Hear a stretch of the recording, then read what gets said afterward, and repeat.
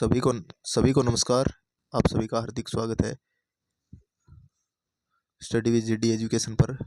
और परी डीएलएड परीक्षा का नोटिफिकेशन 2026 का सुबह ही आ गया था। सुबह टाइम नहीं मिला था वीडियो बनाने का। और बात करेंगे कि आप कौन सी इसके लिए पुस्तक पढ़ सकते हैं और क्या शेड्यूल इसका रहेगा। वर्धमान महावीर खुला विश्वविद्यालय कोटा की तरफ से ये परीक्षा आयोजित होनी है। और प्री डीएलएड जो आपका बीएसटीसी प्रोग्राम चलता है उसका नोटिफिकेशन। राजस्थान में संचालित विभिन्न अध्यापक शिक्षा संस्थानों में 2 वर्षीय डीएलएड सामान्य डीएलएड संस्कृत पाठ्यक्रम में सत्र 2026-27 के लिए प्रवेश हेतु राजस्थान सरकार द्वारा राष्ट्रीय शिक्षा परिषद NCTE द्वारा निर्धारित प्रावधानों के अनुसार अभ्यर्थियों से वेबसाइट http://pre.raj.2026.com पर ऑनलाइन आवेदन आमंत्रित किए गए हैं। आप जल्दी से जल्दी इसका जो आवेदन है बीएसटीसी के लिए आप ज़रूर करें, प्री बीएसटीसी एग्ज़ाम के लिए, क्योंकि 1-2 दिन के बाद आवेदन अवश्य करें।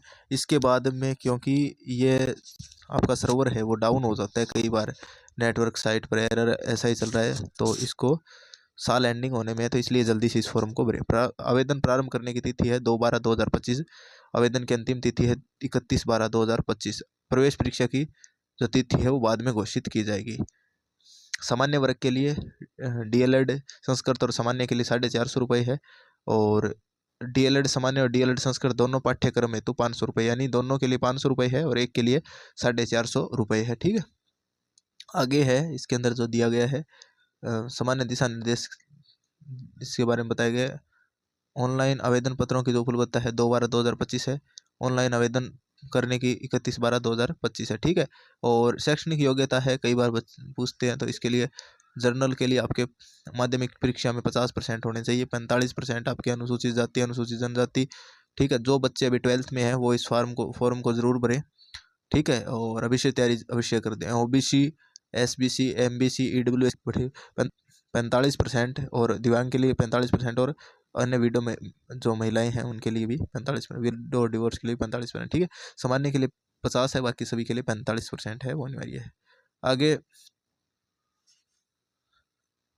अभ्यर्थी की इसके लिए न्यूनतम प्राप्तांक है वो कितना होगा, 50% होगा। 49.99 या 49.99% अंक है, तो आप उसके लिए क्या होगे, अयोग्य होंगे, योग्य नहीं होंगे। ठीक है, 2026 में उच्च माध्यमिक परीक्षा में सम्मिलित हो तो वे आवेदन करने हेतु पात्र होंगे, किंतु उन्हें काउंसलिंग के समय तक पात्रता की सभी शर्तों को पूरा करना अनिवार्य है।